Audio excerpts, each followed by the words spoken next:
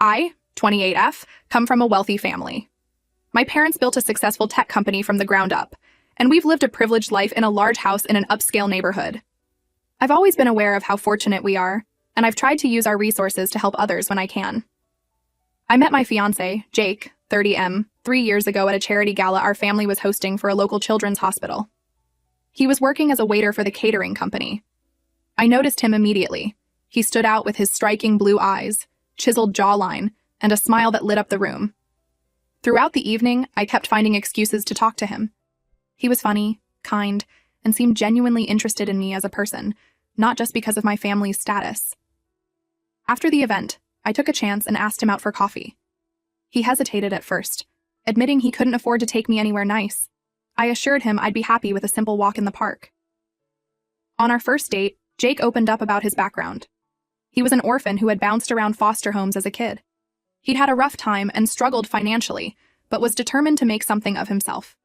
At the time, he was working multiple part-time jobs while trying to figure out his career path.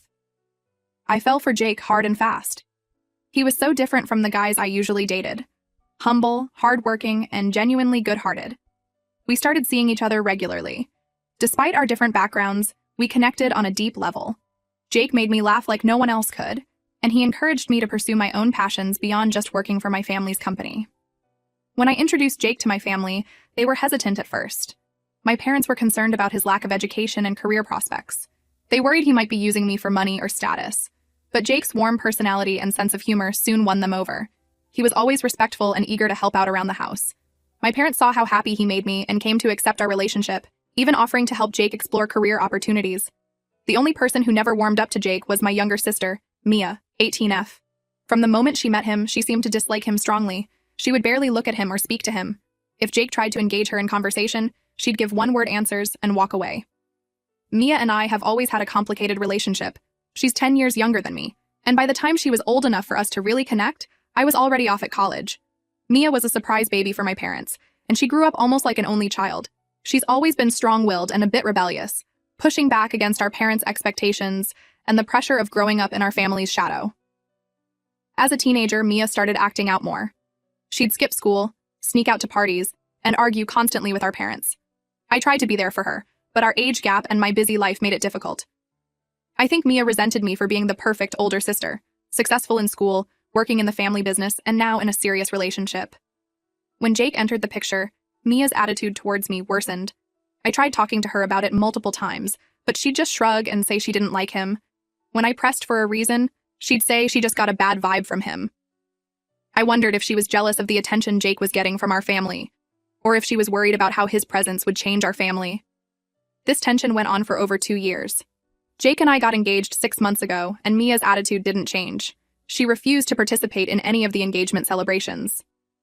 My parents and I were frustrated but didn't know what else to do. We hoped that as Mia matured, she'd come around.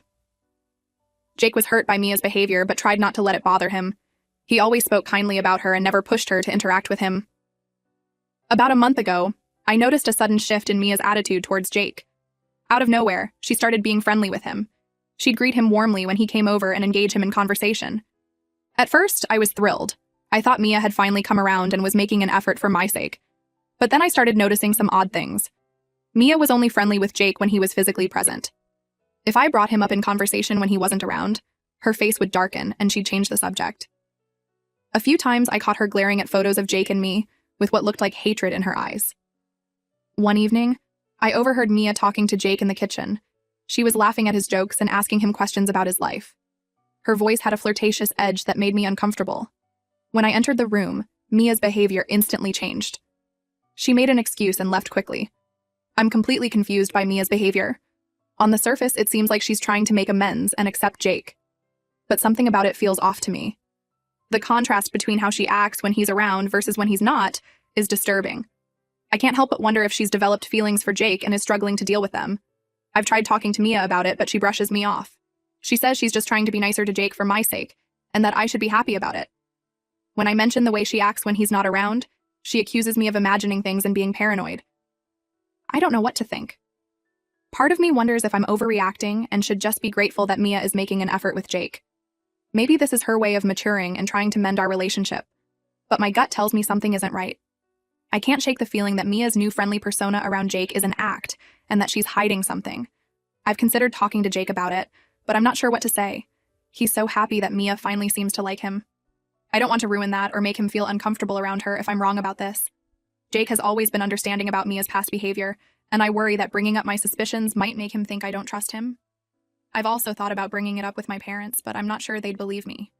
They're just relieved the tension with Mia seems to be resolved, and probably don't want to rock the boat.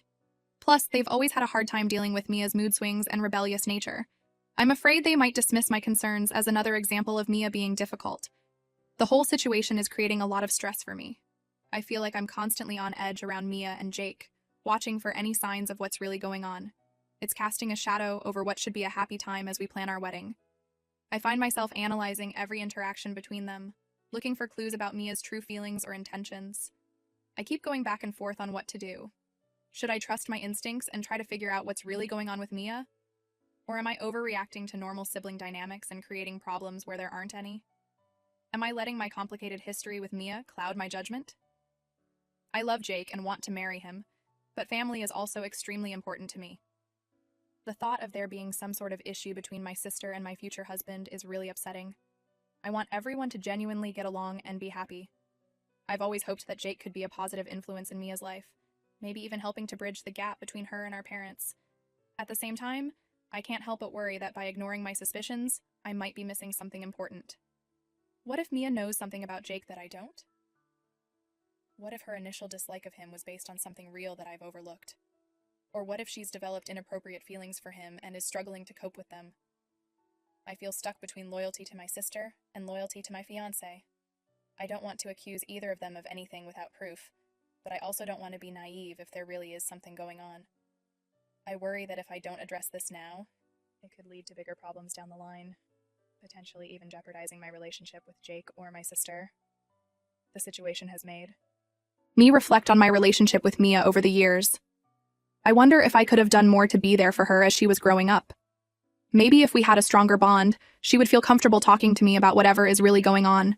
I feel guilty for not being able to protect her from the pressures of our family and for possibly contributing to her feelings of inadequacy. I've also started to question my relationship with Jake. Not because I doubt his feelings for me, but because I wonder if I rushed into things without fully considering how it would affect my family dynamics.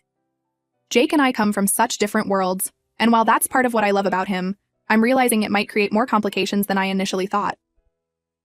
As my wedding day approaches, I find myself torn between excitement for my future with Jake and anxiety about this unresolved tension with Mia. I want to start my married life on a positive note, with full support from my family. But I also don't want to sweep my concerns under the rug just to keep the peace. So, Reddit AITA for being suspicious of my sister's sudden change in behavior towards my fiancé? Should I pursue this further or let it go? Am I overreacting to normal family dynamics, or is my intuition picking up on something real? What would you do in my situation? How can I address this without potentially damaging my relationships with either Jake or Mia? Update. It's been a month since my last post, and I'm still reeling from everything that's happened. I never could have imagined how this situation would unfold, but I feel I owe it to this community to share the truth. Last week, Jake was supposed to pick me up from my parents' house for a dinner date. He was running late, so I called to check on him. After we finished talking, Jake apparently forgot to end the call. I was about to hang up when I heard Mia's voice in the background. They seemed to be in Jake's car together. At first, I was confused. Why would Mia be with Jake? But as I listened, I felt my blood run cold. Jake was threatening Mia, saying he would expose her OnlyFans account to our family if she didn't do what he wanted. Mia was crying, begging him to delete the videos he had downloaded. I was in shock. My mind raced, trying to make sense of what I was hearing. Jake, the man I thought I knew and loved, was blackmailing my little sister. And Mia had an OnlyFans account? It was all too much to process. I listened for a few more minutes, my hands shaking. Jake's voice was cold and cruel. Nothing like the warm, kind man I thought I knew. Mia sounded terrified and defeated. It was clear this wasn't the first time they'd had this conversation. Eventually, I couldn't bear to hear any more. I hung up the phone and sat in stunned silence for several minutes. Then I texted Jake, telling him I wasn't feeling well and needed to cancel our plans. He replied that he'd come over to check on me. When Jake arrived, I could barely look at him. I mumbled something about needing rest and practically pushed him out the door. As soon as he left, I broke down crying. How could I have been so blind? About an hour later, Mia came home. I took a deep breath and told her I knew everything. I had overheard her conversation with Jake in the car. Mia's face went pale and she started sobbing. Through her tears, Mia told me the whole story. Jake had been sexually harassing her since the day they met. He would make inappropriate comments when no one else was around, try to touch her and corner her in rooms. Mia said she had tried to tell me early on, but I had brushed off her concerns. She felt no one would believe her over Jake, who had charmed everyone else in the family. 2 years ago, when Mia was 16, she had made an OnlyFans account on an impulse.